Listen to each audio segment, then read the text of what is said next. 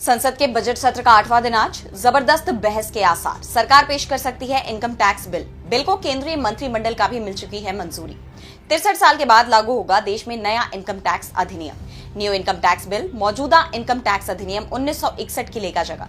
केंद्रीय बजट 2025-26 पर होगी चर्चा। अमेरिका से लौटे भारतीय प्रवासियों के मुद्दे पर विपक्ष कर सकता है प्रदर्शन।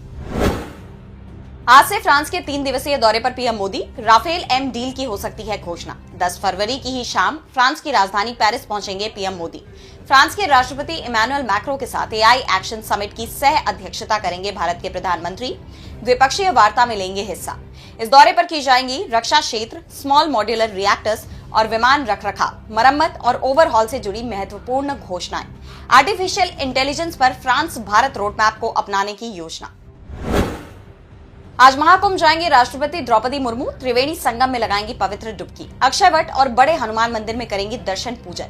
लगभग 5 घंटे रहेंगी महाकुंभ नगर में। इस दौरान प्रदेश के मुख्यमंत्री योगी आदित्यनाथ भी रहेंगे मौजूद। राष्ट्रपति आस्था की डुबकी लगाकर सनातन आस्था को देंगी मजबूत आधार। सेक्टर 3 स्थित यमुना संकुल में भोजन करेंगी राष्ट्रपति। इससे पहले 5 को महाकुंभ गए थे पीएम मोदी, लगाई थी आस्था की डुबकी। आज परीक्षा पे चर्चा करेंगे पीएम मोदी। आज होगा परीक्षा पे चर्चा के 8वें संस्करण का प्रसारण। पीएम मोदी के साथ कई हस्तियां रहेंगी मौजूद। इस बार परीक्षा पे चर्चा का होगा नया अंदाज।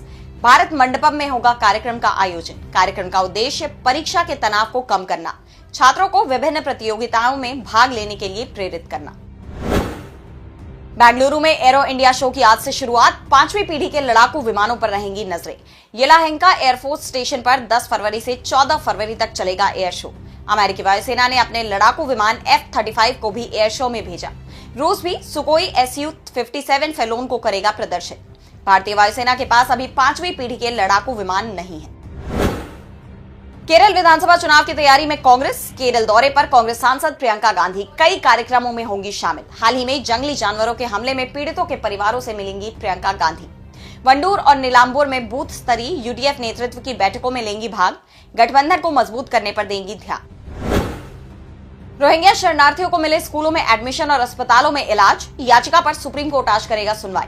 कोर्ट तय करेगा रोहिंग्या शरणार्थियों को सरकारी सुविधाओं का लाभ मिलेगा या नहीं। एनजीओ की तरफ से दायर जनहित याचिका में सुप्रीम कोर्ट से केंद्र और दिल्ली सरकार को निर्देश देने की मांग। जस्टिस सूर्यकांत और जस्टिस एन कोटेश्वर सिंह की पीठ इस मामले की करेगी सुनवाई। रेबीज पीड़ितों को खुद की जान देने का अधिकार मिलेगा या नहीं, आज सुप्रीम कोर्ट करेगा तय। NGO all creatures great and small ने 2019 में दायर की थी जनहित याचिका। याचिका में रेबीज रोगियों के लिए एक प्रक्रिया निर्धारित करने की मांग। रेबीज पीड़ितों को या उनके अभिभावकों को खुद की जान देने के लिए चिकित्सकों की सहायता लेने के विकल्प चुनने की इजाजत मिल सके। कोर्ट ने 2020 में केंद्र को नोटिस जारी कर 2019 में दायर याचिका पर स्वास्थ्य और पर्यावरण मंत्रालयों से मांगा था जवाब। बिम्स्टेक यूथ समिट का तीसरा दिन आज 11 फरवरी तक चलेगा सम्मेलन। पहली बार भारत में हो रहा आयोजन। गुजरात गांधीनगर में पहली बार कर रहा इस युवा शिखर सम्मेलन की मेजबानी। बहुक्षेत्रीय तकनीकी और आर्थिक सहयोग के लिए काफी अहम है ये सम्मेलन। बिम्स्टेक देशों के युवा नेताओं को क्षेत्रीय सहयोग और उभरती चुनौतियों पर होगी चर्चा।